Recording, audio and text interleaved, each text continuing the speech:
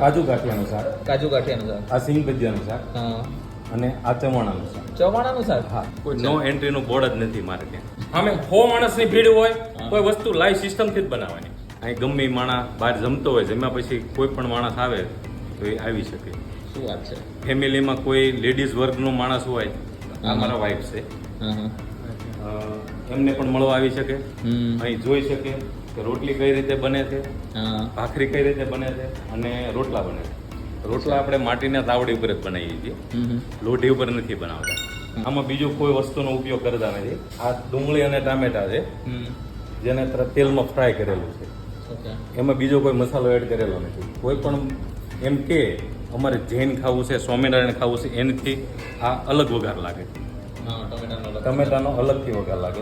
આદુ લસણની પેસ્ટ, ગરમ મસાલો છે અને આ બધા આપણા સાદા જે ઘરના વપરાશ જે મસાલા છે ને એ જ મસાલા છે.